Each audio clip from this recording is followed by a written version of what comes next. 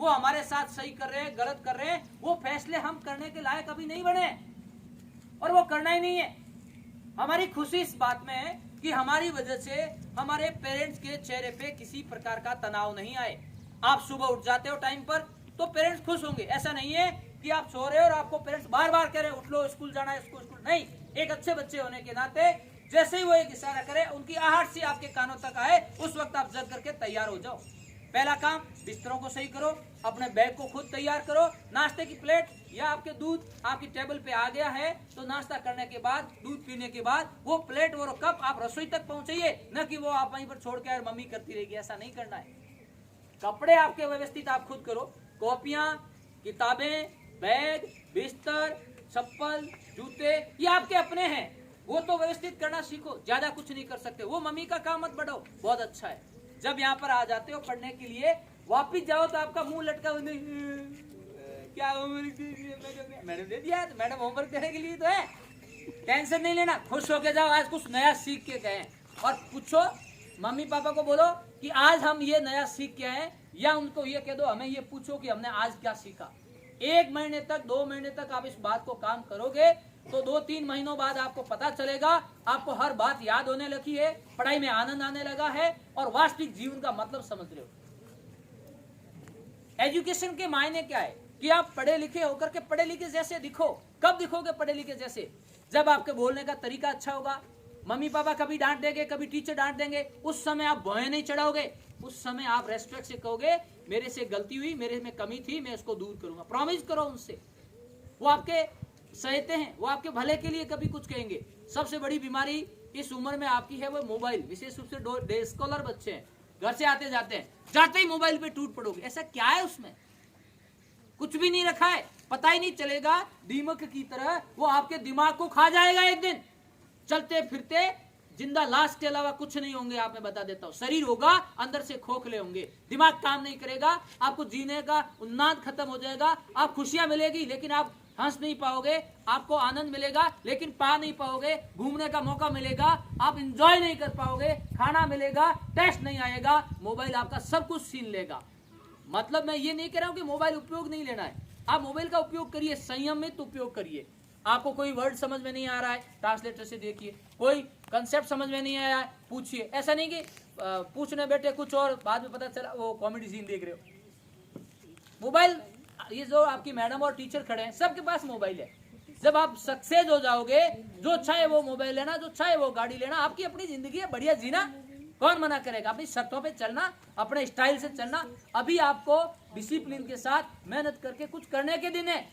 और इस वक्त आप बैठे रहोगे तो एक दिन ऐसा आएगा, वक्त आपका है, आज वक्त आप वक्त को बर्बाद करोगे तो जिस समय वक्त का नंबर आएगा वो आपको बर्बाद कर देगा। वो कहता है मुझे जितना ज्यादा यूज करेगा, मेरा जितना एडमायर करेगा, मैं उसको उतना ही सक्सेस की शिखर तक ले चलूंगा, और जिसने मेरा ज्यादा दुरुपयोग करा उतना ही ज्यादा मैं उसको बर्बाद कर दूंगा। समय हमेशा बोलता चिल्ला कर कहता है मैं उसी का साथ दूंगा जो मेरे साथ चलेगा, चाहे सुख हो, चाहे दुख हो, चाहे नंबर कम आ रहे हैं ज्यादा आ रहे हैं। जिसने मेरा साथ नहीं छोड़ा उसको मैं शिखर तक ले चलूंगा, और जिसने मेरा साथ छोड़ दिया, मेरे साथ धोखा करने की कोशिश की, मैं उसको वैसा ही कर दूंगा।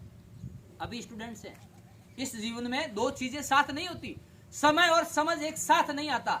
इस समय आपके पास में टाइम है लेकिन समझ नहीं है। समझ किसके पास है? आपके पेरेंट्स के पास है, आपके टीचर के पास है। वो कभी आपको अच्छा बुरा कहेंगे, उस समय आप नाराज होकर बैठ जाते हो, ये कैसे कह दिया, वो कैसे कर दिया, मैं तो अकेला ही हूँ, खूब सारा धन पड़ा है, बड़ा मकान पड़ा है, ये प्रॉपर्टी पड़ी है, मुझे पढ़ने की जरूरत कहाँ है। ये बेटा ऐसा नहीं है।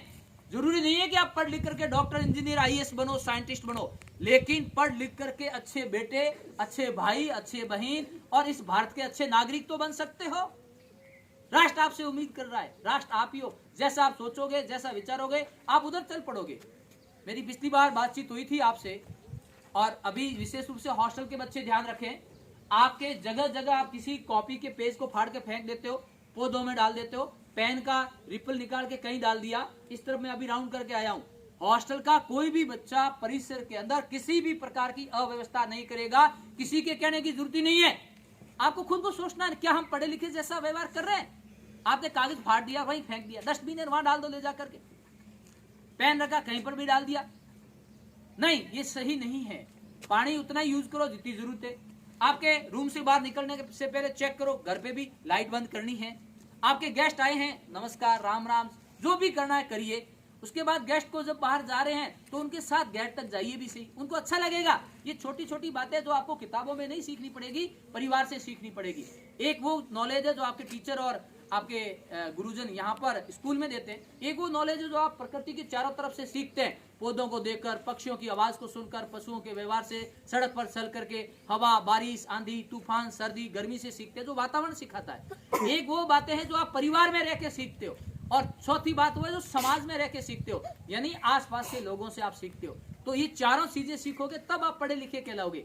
केवल आपके परसेंटेज अच्छे होगे, न मम्मी का कहना मानते हो, न खाना तमीज से खाते हो, झूठा छोड़ देते हो, पानी गिरा देते हो, या किसी के कुछ कहने से ये हो गया वो हो गया, मम्मी पापा ने बोल दिया मोबाइल उपयोग नहीं करना, मतलब नहीं करना है। आज्ञा का पालन का मतलब है उन्होंने कह दिया मतलब कह दिया, क्यों का बाद में समझेंगे, जिद नहीं करनी है। जो उन्होंने कह दिया, अच्छा कहीं अच्छा वो होते कौन है कहने वाले, ये उम्र का प्रभाव है। विशेष रूप से 9th 10th 11th 12th के बच्चों को यदि कह दें ये नहीं करना, अच्छा नहीं करना, करूंगा। हमने भी ऐसा ही किया था, लेकिन हमें समझा दिया, हमने वैसा नहीं किया। ये उम्र का असर है, गुस्सा आना, बुरा लगना। अरे बेटा क्या बुरा लग रहा है, आपकी उम्र क्या है, मान लीजिए आप 10-12 साल के हो, अच्छा मेरी बेइज्जती कर दी, मेरी इंसल्ट कर दी। अब क्या इंसल्ट कर दी, तेरी शर्ट ही ज्यादा ज्वाइन कर दी। कितने लोग जानते हैं आपको, परिवार के 10 लोग, 40 लोग पड़ोसी, 50 लोग रिश्तेदार, 200 लोग बच्चे, 1000 व्यक्ति, 1000 पीपल आपको जानता नहीं है। तो काहे की इमेज, बीकानेर की जनसंख्या 40 लाख है, 40 लाख में आपको 1000 लोग ही जानते नहीं और आपको डर लगता है वो सोचेगा तो क्या कहेगा, वो सोचेगा तो क्या कहेगा। अरे कोई कुछ नहीं कहेगा, आप अपने आप से बात करिएगा, अपने आप को खुश रखिएगा, अपने आप के जीवन को बेहतर करने के लिए विद्यालय आइएगा। पर दिन उठते ही सबसे कहिए आज का दिन मेरा दिन है, मेरे लिए हुआ है, कल से मैं आज अच्छा सीखूंगा, मेरा दोस्त अच्छा सीखेगा। उससे कंपटीशन नहीं, खुद से कंपटीशन करके देखो, आपकी जिंदगी बेहतर हो जाएगी। ये एक एक बातें नहीं है, अपने आप से पूछिएगा क्या मैं पढ़ा लिखा होकर के पढ़े लिखे जैसा व्यवहार कर रहा हूं या नहीं, बस एक ही बात।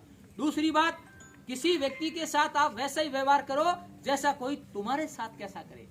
आप किसी के साथ व्यवहार वैसा ही करो जैसा आप दूसरे से चाहते हो। आप सोचते हो हमें इमेज मिले, हमारा रेस्पेक्ट हो, तो आप भी दूसरे की इमेज अच्छी रखो।